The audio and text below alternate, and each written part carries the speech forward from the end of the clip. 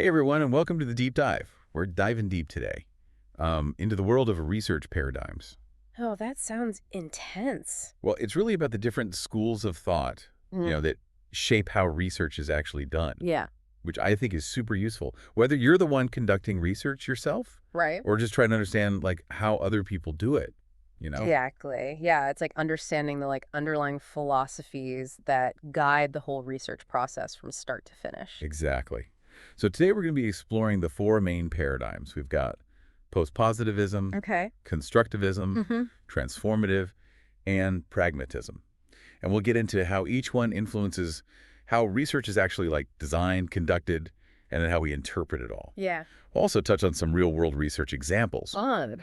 and even dive into mixed methods research, which, spoiler alert, blends elements from these different paradigms. Oh, that's like having a toolkit with all these different approaches to understanding the world. Love that analogy. Okay, let's unpack these paradigms. Starting with post-positivism, what's the core idea here? Imagine like a detective searching for clues, to solve a case. Okay. That's kind of what postpositivism is like. It's all about striving for objective truth and using measurable and verifiable evidence. Think of it as like the classic scientific method, but applied to social Oh, science. I see. So if you were like a post-positivist researcher, you'd probably really love a good experiment, Right, like Burns. comparing different teaching methods Yeah. with carefully controlled groups to see which one works best. Absolutely. The gold standard for postpositivists is like the randomized experiment. But, Mm. as much as they love a good experiment, even experts like Borman have found it really challenging to like implement them perfectly, in those like real world settings. Yeah, that makes sense. What kind of roadblocks are we talking about? We'll take Borman's research on reading programs in schools. He wanted to use those randomized experiments, but it was super challenging. Schools were hesitant to participate because of the cost, the time commitment, and, just the potential disruption to their normal routines.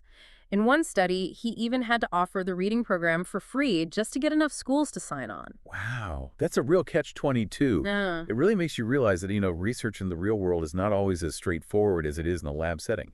So post-positivism is all about that objective truth, measurable data, but sometimes those ideals kind of clash with the messiness of reality. Absolutely. And that's where understanding the strengths and limitations of each paradigm, really comes into play. Now let's shift gears to constructivism.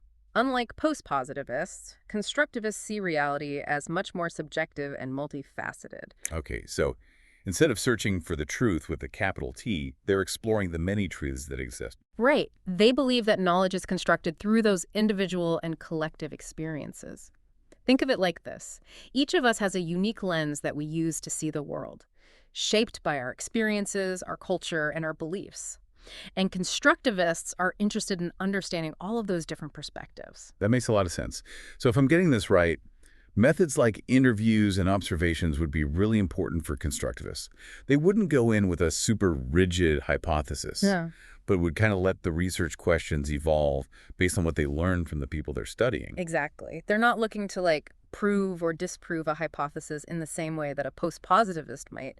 Instead, they really want to understand those experiences and meanings that people create. This is fascinating. It's like two completely different ways of approaching research. Yeah. Now, what about the transformative paradigm? That sounds pretty impactful. It is. This paradigm is all about driving social change.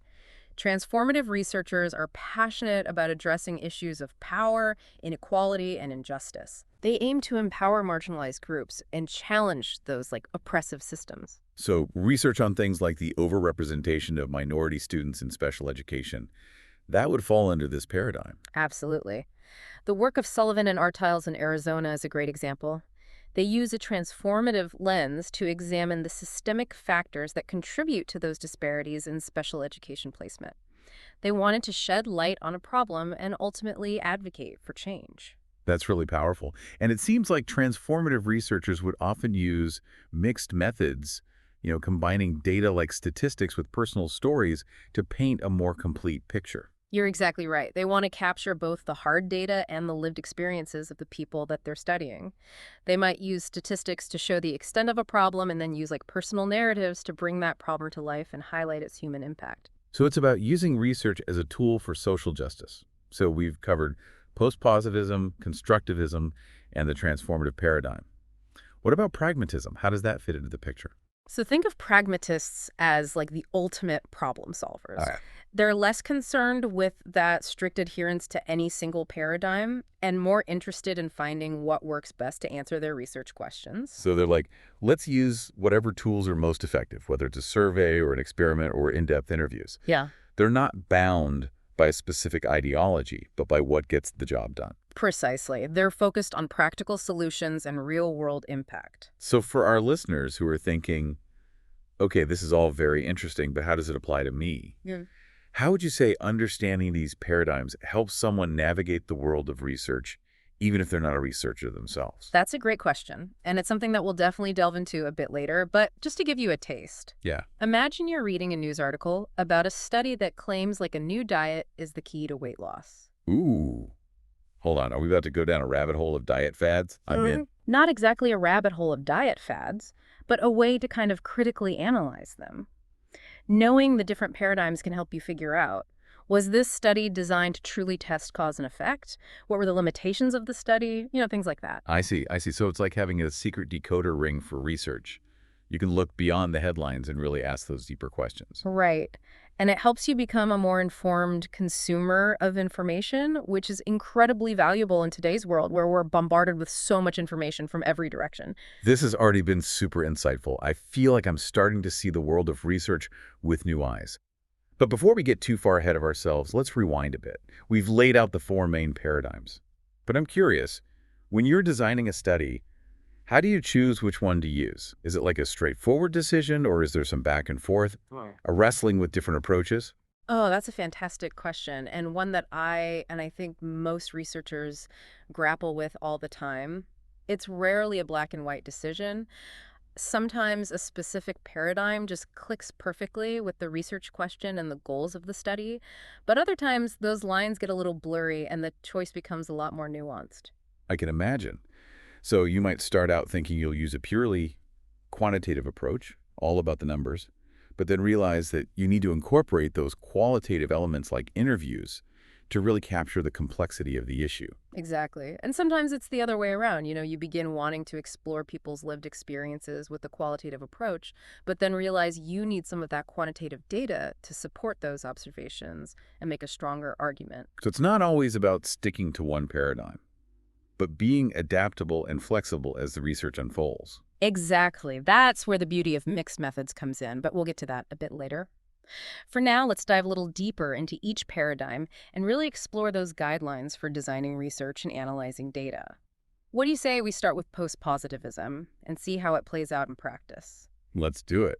I'm already starting to see how these different approaches can really shape a research study. All right, so let's get practical here. We've talked about these different paradigms, but how do they actually guide the steps, when you're designing in a research study? Yeah, let's get down to like the nitty-gritty. Where do you even begin? Well, the first step, and it might sound obvious, but it's to like really pinpoint your research problem or question. You need a clear focus, even before you even think about methods or which paradigm fits best. Okay, so before I even consider diving into post-positivism or constructivism, I need to know what I'm diving into. Right. What am I trying to understand, or what problem am I trying to solve? Exactly. Like, what gap in knowledge are you trying to fill?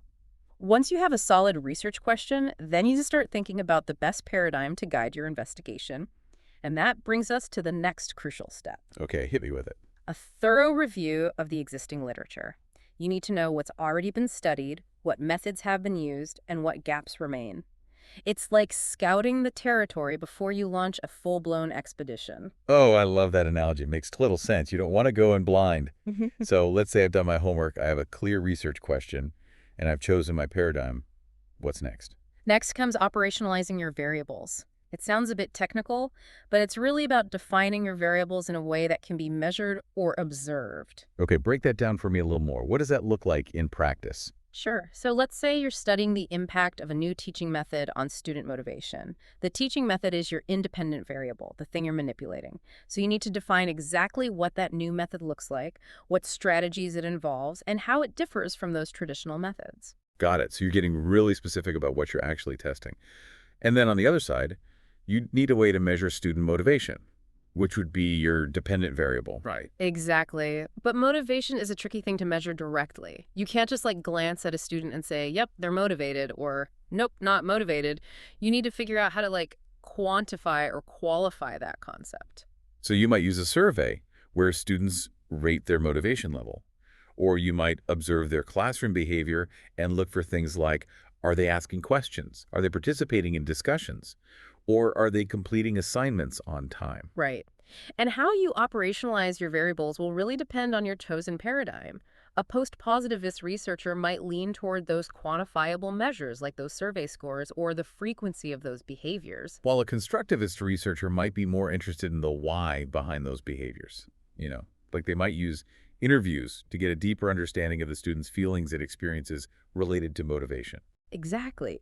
And a transformative researcher might focus on how like power dynamics within the classroom affect motivation, particularly for students from marginalized groups. It's amazing how, like, the paradigm you choose influences every aspect of the research, even how you define those basics. It really is the foundation.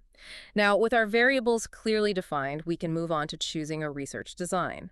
Think of this as the blueprint for your study.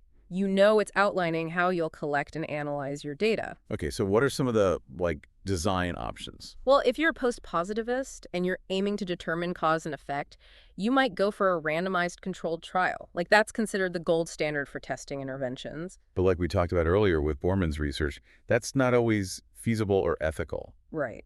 Right. Sometimes a quasi-experimental design where participants aren't randomly assigned to groups might be a more practical choice. Now, for constructivists, they're more interested in understanding experiences and perspectives. So they might choose qualitative designs like ethnographies, case studies, or phenomenological studies. So it's all about picking the design that best aligns with your research question and your chosen paradigm. What about mixed methods research? How does that work in terms of design? Mixed methods research often involves kind of creatively combining those design elements from different paradigms. So you might start with a quantitative survey to get those broad insights, and then follow up with qualitative interviews to dig deeper into certain findings. Oh, or you could even flip that, using qualitative methods to generate a hypothesis that you then test with a quantitative experiment. That sounds pretty flexible. It is. There are so many ways to integrate different designs and methods in mixed methods research. I'm seeing how mixed methods isn't just about using like numbers and words. It's a whole approach to research that blends these different perspectives to get a more well-rounded understanding of a topic. Exactly. It's about using the right tools for the job, which sometimes means using a very diverse set of tools. So we've talked about defining the problem, reviewing existing research, operationalizing variables, and choosing a design. What's next? It feels like we're building a research study, like step by step here. What's the next brick in the wall? Next comes data collection. Now it's time to actually gather the information that'll help you answer your research question. So this is where things get real. You're out in the field conducting interviews, running experiments, or gathering data from those existing sources. Exactly. And once again, the methods you use for data collection will depend on your chosen paradigm and research design. Post-positivists might use surveys, experiments, or statistical analysis of those existing data sets.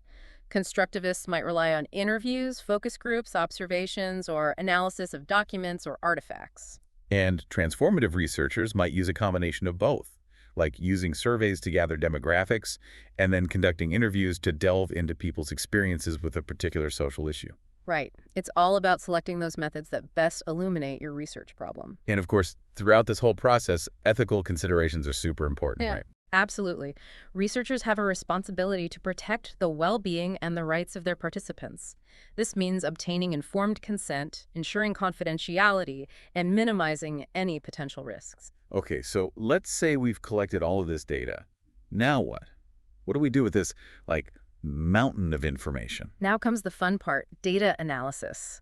This is where you sift through all of that information and make sense of it. Oh, it's like putting on your detective hat again and looking for clues, patterns, and insights that answer your research question. Exactly. And just like with data collection, the techniques you use for analysis will depend on your paradigm and design. So post-positivists might use statistical analysis to test hypotheses and identify significant relationships between variables. While constructivists might use thematic analysis to uncover those recurring themes and patterns in their qualitative data, like interview transcripts or field notes. And as you might expect, transformative researchers might use a combination of analytical approaches to explore both the quantitative and qualitative aspects of their data, searching for those connections and contradictions between different types of evidence. So the data analysis phase is about like weaving all those different pieces together to create a coherent narrative. It is. It's not just about summarizing the data, but interpreting it, drawing meaningful conclusions, and linking your findings back to that original research question. So what's the final step in this like research journey? It's time to share your findings with the world. That final step is disseminating your research, whether through a report, a journal article, a conference presentation, or even a website or social media campaign. It's about completing the circle, right? Yeah, You started with a question, and now you're sharing the answers that you discovered. exactly. And in doing so, you're contributing to the knowledge base in your field and hopefully making a positive impact. Wow, this has been an incredible overview of the research process. But before we wrap up, I'm curious. What's on your mind? We've talked a lot about the researcher's perspective.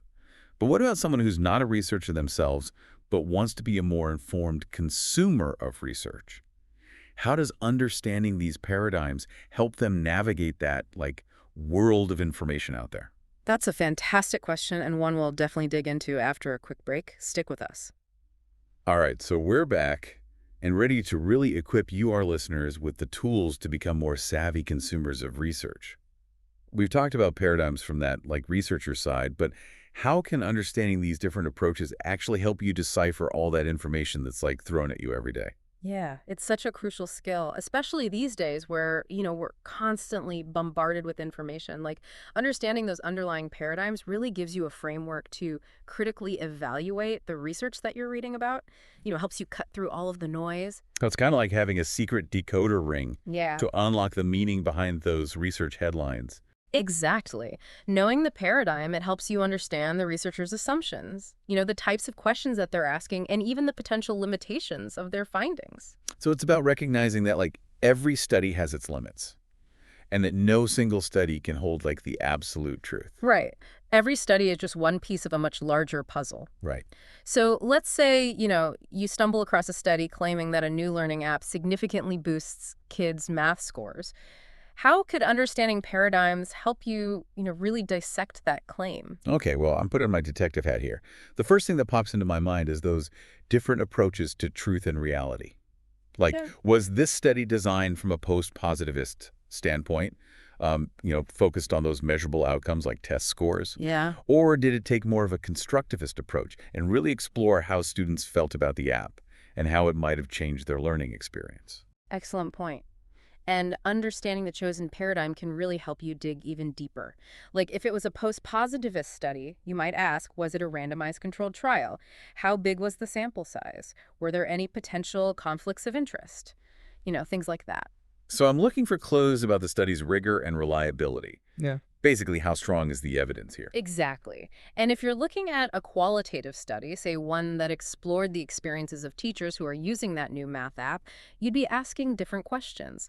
You wouldn't necessarily be looking for statistical significance, but rather the richness and depth of the teacher's narratives. Right. So it's about recognizing that different types of research provide different types of evidence, different ways of knowing. Absolutely. And this is where mixed methods research can be incredibly valuable. When it's done well, it can offer a much more comprehensive understanding of these really complex issues by combining those different perspectives and types of data. So when I see a study that uses mixed methods, it's a good sign that the researchers are really striving for that more complete picture. Yeah, it suggests that they're not limiting themselves to a single lens, which can lead to much more robust and insightful findings. I have to say, this entire deep dive has been so eye-opening.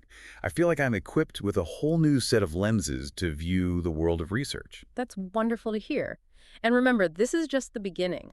The key is to stay curious, to keep asking those questions, and to approach information with that critical eye that we've been talking about. Think about your own interests, whether it's education, technology, healthcare, or anything else. How can understanding these paradigms help you better navigate the research in those fields? That's such a great point. It's all about applying these concepts to our everyday lives. Exactly. And as you continue exploring, keep in mind those core principles of each paradigm. Remember the post-positivist quest for that objective truth, the constructivist emphasis on multiple perspectives, the transformative researchers' focus on social change, and the pragmatist's drive for practical solutions. This has been such a valuable deep dive. We hope you've enjoyed this exploration of research paradigms and mixed methods, and that you feel empowered to approach the world of information with a newfound confidence and curiosity. It's been such a pleasure diving in with you all. Remember, knowledge is power, and understanding how research is done puts more power in your hands. Until next time, keep learning and keep asking those great questions.